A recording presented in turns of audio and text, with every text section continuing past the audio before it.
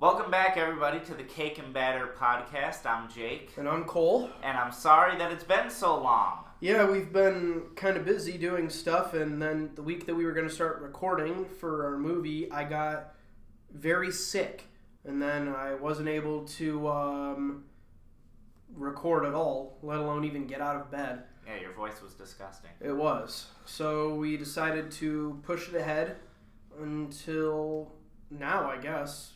And since it took so long, we're going to kind of be doing a dual episode today. Well, more like a double feature. Because, Oh, yeah, very funny. So, I guess obviously we told you to go see Train to Busan, and now, instead, since we'll be talking a little bit about Train to Busan, spoiler alert for everybody who's listening, but Jake and I didn't finish the movie. It was, I don't know how it got so much critical acclaim, but we couldn't finish it. It was so boring. Yeah, it really became boring, especially, like, they were trying to add drama, but it just became a total slog. It was terrible. Like, what's funny is that, like, people who know me and the OCD I have to finish a movie no matter how bad it was. I didn't have any problem turning this movie off. Yeah, which is really weird. So, instead, we've decided to watch a second movie. So if you haven't seen, when did the movie come out? 76. 76? Or it was 79, wasn't it? No, it was 76. Alright, well, if you haven't seen the first iteration of the movie Carrie, based on the Stephen King novel. With Sissy Spacek. Yep. Directed by Brian De Palma. So we'll be talking about that after we finish talking about Train to Busan. So if you haven't seen Carrie yet, please go watch it and let us know what you think. It's on Netflix. It's free. So I guess without further ado, let's talk about what we thought about Train to Busan. Let's get talking about this crap. Right away, when the film started, I knew this was the most cliche thing I've ever seen. Yeah, it really does kind of feel like a cliche movie, doesn't it? I mean, it was a dad who has problems with his daughter. Because he's working too much. Right, and his daughter wants to see mommy. Yep. And the parents are separated and all that. And so she begs him, "Will you take me to see mommy? Will you take me to see mommy?" And then eventually they take the train to Busan to see mommy. Yeah. But throughout the first act of the movie, you're just seeing a repeat of the same thing. The daughter hating dad, daughter hating dad, daughter hating dad. And it's like, it's not even interesting. I've seen it 1,000 times. Yeah. It's very cliched. And it's kind of hard to, like, keep your attention during that part of the movie. Like, I thought it was kind of going to be interesting because the whole movie opens up without even introducing us to the characters. And there's, like, a truck driver driving through a quarantine and he hits a deer and then the deer comes back to life. And I was like, oh, okay, that's kind of... You know, there you go. There's something happening. Yeah, I thought that was funny. I was laughing. I couldn't take that part seriously. Really? I didn't. But as soon as it hit the deer, I'm like, deer's gonna get back up once the car rolls. Oh, there it goes. There it's up. So you just thought it was predictable. It was very predictable. And, you know, there was something about this movie from the beginning to wherever we turned it off. We turned it off almost exactly halfway through. And it was just like, everything about it was shot like a student film. Yeah, it did. Which is weird because it has such a cult following. And it has such good acclaim from people. And people seem to love this movie. But it was shot like a student film. Yeah. It was almost like they were trying to mimic that perfect rule of thirds and great cinematography, but you could see they were mimicking it. Yeah. And, you know, the concept is kind of interesting, though. Like, it's an entire movie that takes place in one location, like what we did with The Hateful Eight, right? Yeah. It was like that. And I actually love that. And yeah. it's like, okay, a whole movie that takes place on a train. And there's, you know, the undead is there. Except it doesn't. But it doesn't, because partway through the movie they get off the train to go to a quarantine area, and then zombies force them back onto the train. No, the zombies don't force them onto the train. They go back on the train because of, remember, the CEO wants to get to the end of the tracks. Yeah, but the people who did get off the train didn't know he was going to leave everybody. So the zombies forced our main characters to get back on the train. Yeah, fair enough. But so when they get back on the train, and then the logic of these zombies seems to bounce around. Yeah, because it's like they can see, but the problem is that they can only see if. Nah, it's just that's it. They can see. If it's dark and they can't see, then they don't. Then they don't move. Then they don't move. See, and then they rely on sound. That's one of the problems I had, because when they start moving from car to car, and they realize, oh, it's dark. We're in a tunnel. Okay, they can't see us, and the zombies, they're just kind of standing there and they're looking around, figuring out where are these people. But they can hear the sound. And once they hear a sound, they freak out. They freak out and they attack wherever the sound came from. Okay, fine. And then, when they start moving to the next car in the dark, then the light comes back on because they're out from the tunnel, and then the zombies instantaneously turn around and started running at them. Then in the next car, they go through a tunnel again and it's dark, and the zombies don't see them. And then the light comes back. But the zombies don't immediately turn around and start chasing him. Yeah. It's literally 2 seconds later. It seems like the logic of the zombies is changed to fit the scene. Fit the plot. Yeah, it changes almost every scene. Yeah. Not to mention the cliched contortionists of these zombies, the way they're portrayed by these actors. It just looks very not unique. Yeah, fake. It looks very fake, and it's not even unique. It's just there. And the design of the zombies is like, there's not like flesh falling off of them. They're not like decomposing. No, they're just it's like it looks people like with red makeup. It looks like 28 Days Later, where the zombies Which is are a better like, film though. Yeah, but like it just kind of looks like that, like they're viral, you know? Yeah, it looks like they all just got up from a bad nap. Yeah, that's what it looks like. And I couldn't get into any part of it, even when the quote unquote cool scene was happening when they were trying to get through. And they were like hitting the zombies and stuff, and they were using weapons and all that. And... Right, like so they say that they can't get near the zombies because the zombies will bite them and immediately they'll become a zombie. But then they go, let's charge the zombies. Yeah, and they're like wearing like bracers and stuff, but their hands are like. They're just open. I don't know what's going on. And the dude takes off his jacket. Yeah. Why would he do that? I don't know. If you keep your jacket on, you have a less chance of getting bit. Yeah, right. It's so stupid. I don't get it. So it's like, I don't know. It's just kind of a strange movie. There's not really much to talk about. I mean, we really only got halfway through the movie. It wasn't until the CEO guy started saying that everybody else was infected and they were like splitting up the train and stuff like that after the cool guy died, that we were just like, all right, you want to turn this off?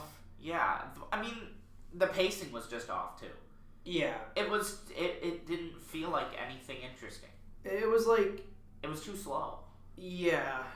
I guess, and like some movies are good being slow. Yeah, but this wasn't. Joker was good being slow. Joker was great being slow. It needed to be slow though. Yeah. This movie needed to be quick. Yeah, and it didn't. It feels like it didn't know what it wanted to be. I would agree with that. It didn't know if it wanted to be a horror film or a drama or a black comedy. Yeah, because it's like there's inklings of the stuff that it wants to do, because it's like there's them fighting the zombies, and then you get like the Lord of the Flies with like the way that the people are acting on the train itself, and you're getting like drama between like the guy who's on one end of the train and this girl that likes him on the other end of the train, but you don't even get to know him that well. You just know that like he doesn't want to date her or something, but the rest of his baseball team does, or something like that. It's just, I don't know. I just didn't like it.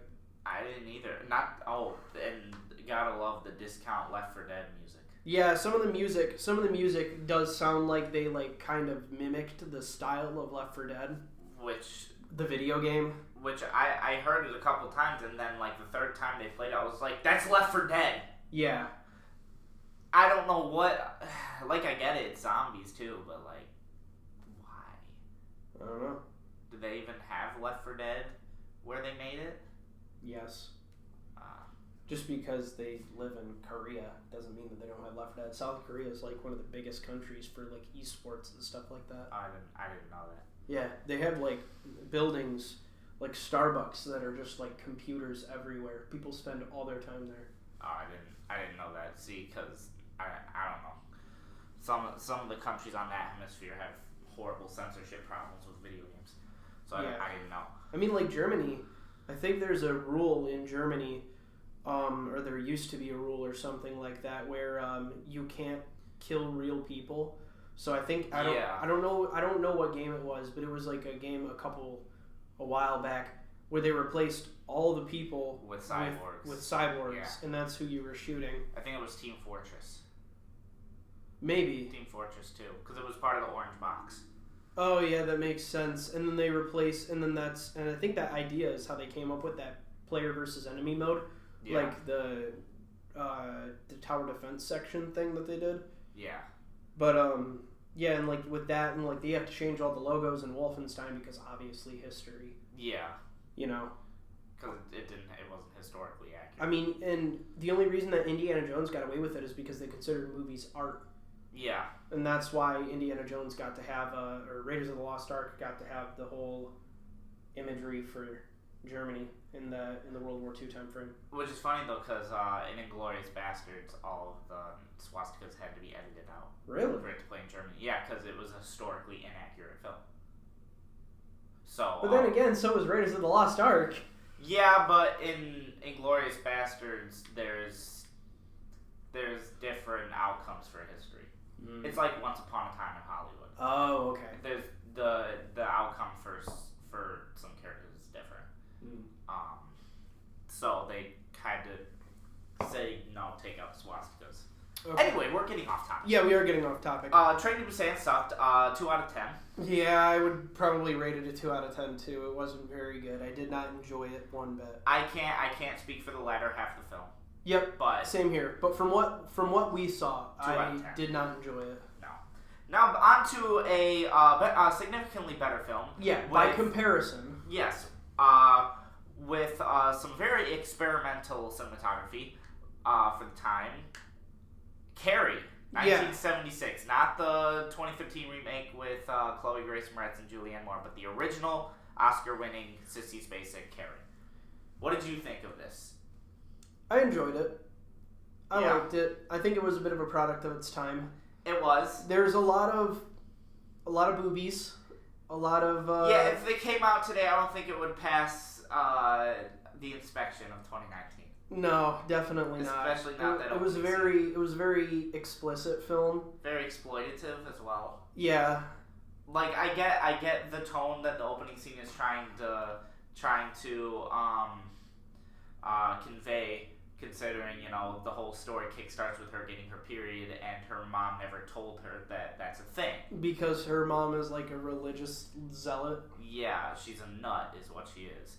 And her mother never told her, and that's how it kickstarts. But then, like, you see it's slow-mo of these, like, high school girls naked running around the locker room, and it's like, okay, Brian, what you doing here? Yeah, it was a little weird, but I mean, it's a movie, so it's like, what can you do? Right, it was a horror movie at its time, and what did horror movies do at that time? They always had them boobies. Yes, they did. And it was more explicit than I remember, because I remember watching this in high school. I had it recommended to me by a teacher in high school, I think. I believe it was in junior year of high school. What kind of teacher was that? He must have been a pretty cool guy to recommend you a movie like Carrie. It was a she. Oh. I think it was my English teacher in junior year of high school. And didn't you read the book too? I did read the book, but that was after. Okay, so we'll have to do a little flip-flop with the comparisons then. Because you said that it was way more. You said it was just as detailed and awkward in the book as it was in the movie. Yeah, but it didn't feel like it as much because you're not seeing it, right? It's all based on your imagination. So when you're watching it, it's different versus when you're reading it. It doesn't come off so much as an erotic novel as it does in the film sometimes. But so other than that, I think it kickstarts off well. Yeah. Because it just kickstarts into a girl who doesn't understand humanity because she was never taught humanity. Yeah. And if it's one thing, it's one thing for the movie to like their, very sex positive characters. There's two other things this movie likes to do, and it's having people get slapped and split diopter shots. Let's talk about the slapping first. Okay. There has to be like at least 12 good smacks in this movie. Oh yeah. And it comes from everyone. I think everybody gets slapped, but I think Chris got slapped the most. Yeah. Because, Carrie gets slapped, doesn't John Travolta get slapped? John Travolta gets slapped, Chris gets slapped the most. And then I think that's it. I think Chris just got 6 of the slaps, and then Carrie, John Travolta, and, I think they just got 1. Yeah, but there's so much of it, too. I think that was Chris, because it was the gym teacher that slapped Chris. Yeah. Yeah. Which is funny that happened, because that would not happen today. Mm-hmm. But, so, Carrie gets slapped a lot. Oh, yeah, she did. But, I mean, that's the whole point of the story, right? Well, it's her mom's insane. Right, she gets bullied, and her mom's insane, and no one likes her, yada, yada, yada. People try to pity her and stuff, and it's I don't know. I don't know. It's hard to figure out who you want to root for in this movie. I found, because it was because when we were talking about it when we were watching, I was trying to almost figure out who was on Carrie's side.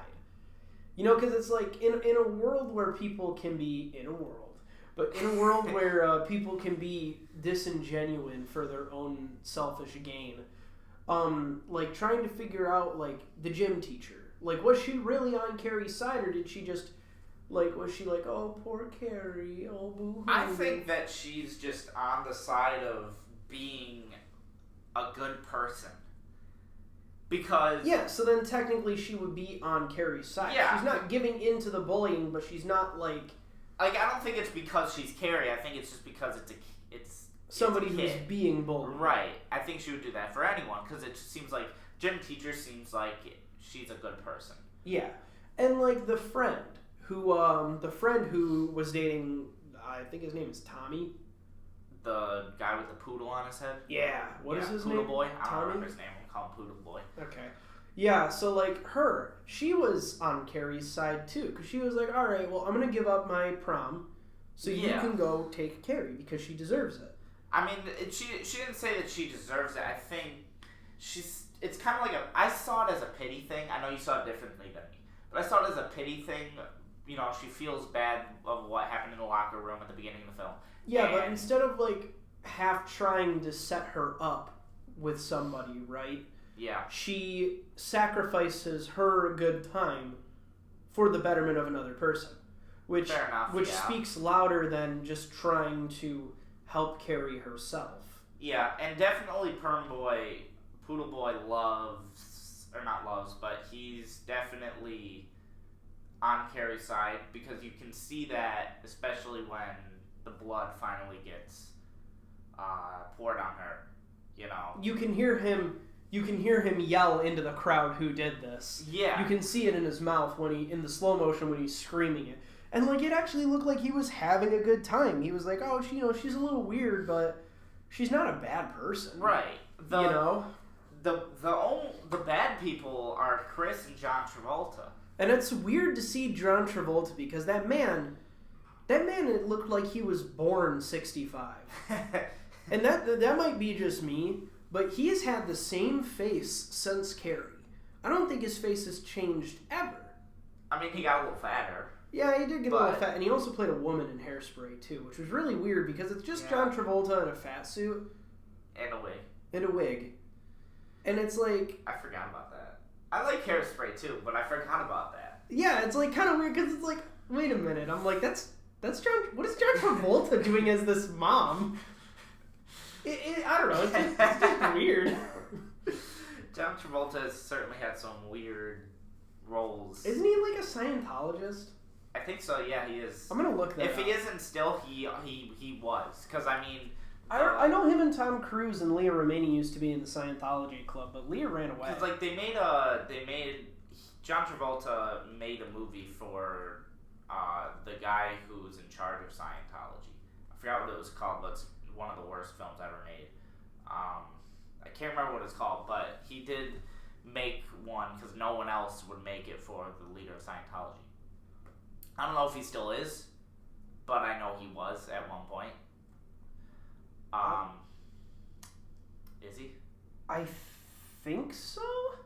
We don't want to give out lies, so we'll say. Well, it's that like he breaks silence. There's one that says he breaks silence on Scientology's Going Clear in after an HBO documentary, but then in 2019 in January he said that Scientology helped him cope when his son died in 2009. So I don't know. Well, he definitely was at one point. Oh no, not ex-Scientology. That's just the person that said it. Apparently, according to this is Fox News, so I don't know what your opinion is on the validity of Fox News.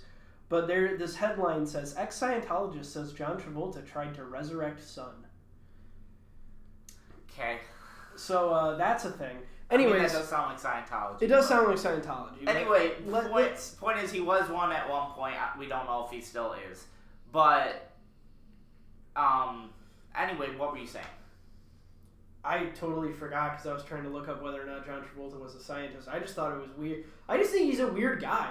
I just think John Travolta is a weird guy, and I think it's kind of funny to see him not age at all. Yeah. Ever. Because it's not like Will Smith, where Will Smith still kind of has like that Fresh Prince face now. Like you can still see it in him, but he's gotten older. Where like John Travolta's like if you took like a Ken doll and covered it in like non-aging cream or something like that and let it sit on your shelf for years. I mean, his face has gotten a little rounder and fatter. But it looks like the man's been born at 65. Like he looks like John Travolta looks like he did. When did Grease come out? Like the 80s? I think so. Yeah, like he looks like he did in Grease when he was in Carrie. And he also looks in Pulp Fiction like he did in Carrie too. Yeah, right. Just he has less. He obviously got a nose and lip job. Oh yeah, you can tell. But it's like so it's like I don't know. Anyways, moving back to the plot because we're going off topic again. The real criminals of this movie are Chris and John Travolta, who and Mario, who I don't remember the actual name, the girl who dresses up like Mario. Oh yeah, that's right. When there's a scene where she's sitting at a desk in front of Carrie, and I go, I don't know Mario was in this movie, and I point at her, and she's wearing like the red hat and the red shirt and the blue overalls, and she just looks like Girl Mario.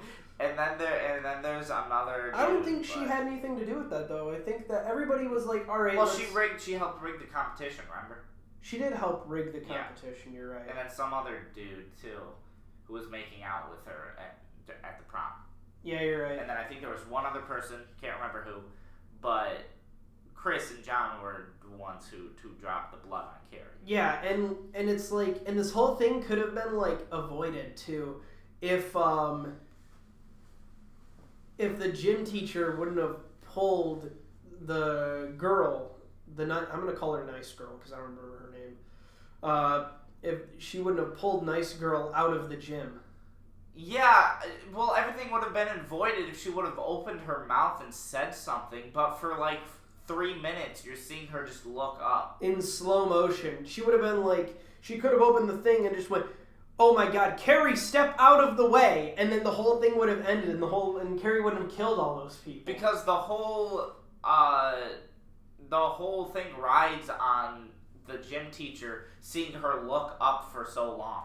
Yeah, right. So I guess if she didn't look up for so long, then the gym teacher wouldn't have taken her out, which would have ultimately prevented Carrie from killing everybody. So I guess it's a plot device, a very cheap one, but whatever, it's a horror movie. So, but what did you think of that scene? Because the prom scene, I think, makes up for a lot of the misdeeds done by the first half of the movie. Yeah, I wouldn't say misdeeds. It's just awkward. Dated filmmaking. Yeah. You know, do you know what I mean by that? Yeah, the prom scene was great. Watching her flip tables and spray people with fire hoses and stuff. But the true art of that scene is the lighting, because it looks so cool. It does. With the redness all over Carrie, the red lighting, the blue lighting on the crowd, and then the fire behind her. Yeah. It all looks so cool. It really does look cool. The lighting department did such a good job on it. Yeah. And I think that really does make up for a lot of the awkwardness of the first half. Because it's like, I had like barely any idea what was like, what Chris and John Travolta were saying to each other in the car scene. Yeah, that was, I don't know, the conversation had like 4 different points in it. And like, none of them made any sense. I don't remember it, you know? Neither do I. I don't remember it. Like, the way that I see the plot unveil for this movie, in my mind, is, out of the scenes I remember, it's the beginning, her going home, getting beat by her mom, that includes her being in the closet for the first time, then the gym, then the people jogging out in the football field, then her going to the library, and that includes Tommy talking to her, then the prom, then the movie ends. Yeah. And there's a bunch of stuff in between, but all that stuff I just don't remember. It certainly didn't seem like they knew how to adapt it for the screen. That's what it seemed like. But like, is there anything that they missed in the book that was... Nothing important. I mean, it's the gist of the story. There's more abuse, but it's from like the mom? Altogether. Just all more abuse towards Carrie. Yeah, there's so more it's abuse, not, but... So is it like, how many times is she bullied in the book compared to the movie then? A lot. A lot. So it's not just the bathroom scene. No, that's just basically to give you the kickstart of the story. Yeah, because it really seems like she... I guess it makes sense for Carrie because she's kind of unstable as a person anyways, because she's like terrified of everything. But it's like she like really just goes overboard with like killing everybody at the prom scene, even though it was like 2 instances of bullying, you know? Yeah. Seems like they could have built that up more with some stuff, but it doesn't. I don't know. It was, I mean, clearly Brian De Palma was still learning how to be a director. Yeah, because the guy did Scarface. Yeah. He did Scarface, what is that, 7 years later? Yeah. So...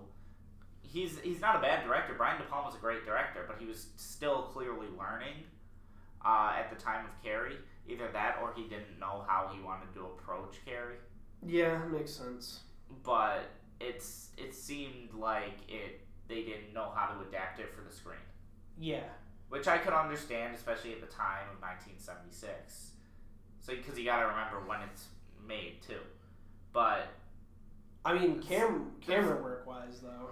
Yeah, there's just something about it that's so special yet so dated. Yeah, it's not a bad movie. I think it's just because like they were. Like, it almost felt like they were kind of experimenting, right? Yeah. Because me and you sat down and we counted all the split diopter shots. Yeah, the split lens shots were pretty. I think it was 8. Counted 8. There were probably more that we missed. Around 8, because like by the time Carrie started lighting people on fire and stuff like that, we stopped counting because we were like invested in that scene. So I thought it was kind of But it kind of felt like they were experimenting. Which it felt like a good movie to do so. Yeah. Because, I mean, you gotta make it interesting. Especially at a time when horror films were still looked down upon. Yeah, this was before, like, the Michael Myers and the Jason Voorhees and the Freddy Kruegers and all that. Well, those are still looked down upon. Except for the first ones.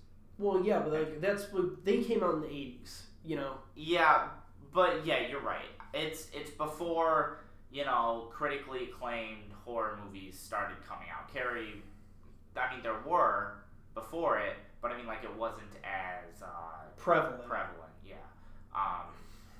But it seemed like they wanted to take a different approach than most horror films, and I laud them for that. I laud De Palma for that.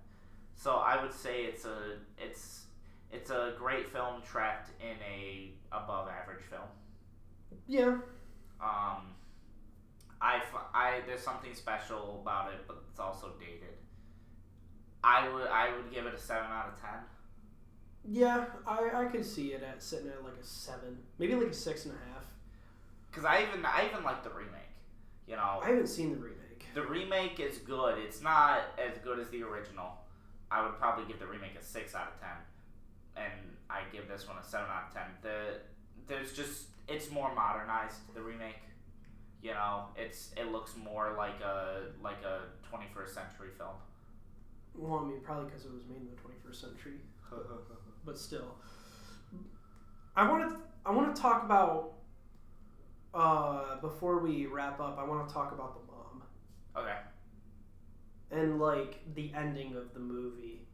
Because it's like, the mom is... You don't really get a backstory to the mom. You just kind of get her. She's like, oh, she's just a crazy religious lady. Yeah, she's just a religious nut. And she, like, hates her daughter because she had her out of wedlock and stuff like that. Yep. And, I don't know. Is it, like... She was, like... Was she always that crazy? Or did that only happen when she had the kid? Well, it happened because the father left. And then she just turned to religion and got corrupted by the good word of the Lord? I guess. She seemed she was corrupted by the dark ether. But she... I don't think anybody's going to get that. Well, you know what? Our 7 viewers might. I mean, that she twisted the Bible into her own words. Yeah. Into what she wanted to believe. Which I see as... it's very common. So it's not, it probably wasn't as much of a cliche then as it is now. True. But. Because it's like, I've had a classmate of mine in my, what was it called? My feature film class. And, like, his whole crux of his story is that, like, it's about 3 kids whose mom leaves them to go find their dad, so they have to stay with a neighbor, and the neighbor on, like, the outside is this very normal person, but once the curtains are drawn and nobody is there, she's basically just Carrie's mom, and I found it very... Distasteful? Nah, I just found it like I just didn't give a shit. It's like, really? Are we going this route? Like, Again? Yeah, it's kind of a cliche now. Probably not as much as it was then. True. But yeah, her mother, she just the father left, and then she just turned to the Bible and twisted it into what she wanted to believe.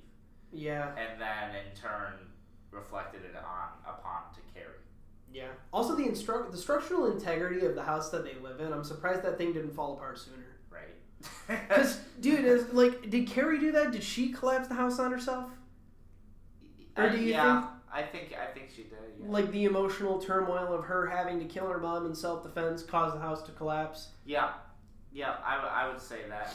Because, I mean, she dies the way the figurine is when she's locked up in the closet, right? Yeah.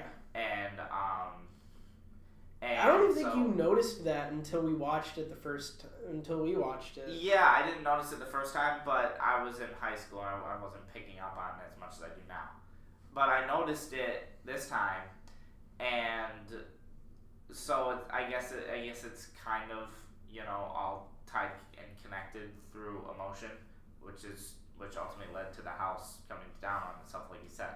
And then like with the friend, or I guess not the friend, Nice Girl, and her she has like a dream where she like puts the flowers at the base of the house, and then Carrie grabs And Carrie's hand comes up and grabs her, and then she's like freaking out in bed. Like, does she like blame herself? Like, what is the context of that scene in general? I think what am I supposed to say to that? I think for one, it's the cliched one last jump scare. Well, I mean, come on, Scream talked about it. And The killer always comes back for one last scare. And two, I think that story-wise, I think that she's just got PTSD, and she's not coping with what happened well. I mean, and also, like, I'm surprised Tommy died. Yeah. Poodle boy, like, he got hit in the head with a bucket. Like, yeah, that's gonna give you a nasty gash, a bit of a concussion, but you got hit in the head and Yeah, but he probably got knocked down and then he got stuck in the fire. No, they remember those people, that huddled group of people that were leaving, they were dragging him out. Oh yeah, you're right. So, like... Smoke inhalation? They never explain how he died. I think it's funnier that he got hit in the head with the bucket and that killed him. Bucket death? It's like he died like a Looney Tune. He had bucket death. He died like a Looney Tune. I guess the whole point is PTSD, but that's it. Yeah, I guess so. I can't think of anything else more for that ending. I like it though. So it feels like a very short movie. It is a short movie. Well, I mean, it's like an hour and 40 minutes. Yeah, that's a short movie. Short movies are like an hour and 10 minutes. What movie is an hour and 10 minutes? I don't know. I mean, A Good Day to Die Hard is an hour and 20 minutes. It is? Yeah. Well, that movie sucks though. It's barely even a movie. A Good Day to Die Hard is literally one of the worst action films I've ever seen in my life. We should do a podcast on A Good Day to Die Hard. We should. You know what? Since it's getting around Christmas, why don't we just watch all the Die Hard movies? Okay, I'm okay with that. Because I watch Die Hard every year for Christmas. I know you think Die Hard's a Christmas movie. It is a Christmas movie. Just because the movie takes place on Christmas doesn't mean it's a Christmas movie. What makes it a Christmas movie then? What makes Home Alone a Christmas movie? Because it is about a kid learning that the true meaning of Christmas is being around his family. Home Alone is Die Hard, but for kids. I mean, you're right. You're right, but I'm saying that Christmas plays an integral part in Home Alone, right? It does in Die Hard too. No, in Die Hard it just happens to be on Christmas. But that was their plan. To come in on Christmas. I've never seen Die Hard. You've never seen Die Hard? No, I haven't. Then why are you arguing this? Because all I know what it's about. I know what it's about. You can't argue it if you've never seen the film. Okay. All right. Fine. You can. This is what I have to deal with, people. A man who's never seen Die Hard and then argues it's not a Christmas movie. You got issues. Well, I guess. I mean, there's not really much else to say about Carrie, then, is there? Because we're arguing about Die Hard being a Christmas movie. All right. Well, what was your rating? My rating was a 6.5. All right, and I say 7 out of 10. Yep. And all right, so next podcast, we're going to review the film Tucker and Dale versus Evil. It is a horror film on Netflix. I believe it is a horror dark comedy. Something like that, yeah. I've heard good things. This is the first movie that we're going to be watching that I haven't seen before. Really? So, wait, I've heard good things, but no, Train to Busan you haven't seen. Oh, other than Train to Busan, you're right. And what else? Once Upon a Time doesn't count because that was a brand new film. Also, we saw. I forgot we saw that together. Oh, and I Am Mother. I don't know. Don't listen to me. I'm stupid. All right. So Tucker and Dale versus Evil. It's on Netflix. Watch it so you can come listen to our goofy selves and just talk about how crappy or good it is. Watch it. All right. Well, I've been Jake. And I've been Cole. And thank you for listening to the Cake and Batter podcast. The Bacon Batter Podcast. Oh, man. The Cake and Batter Podcast. Thank you for tuning in. Goodbye. See ya.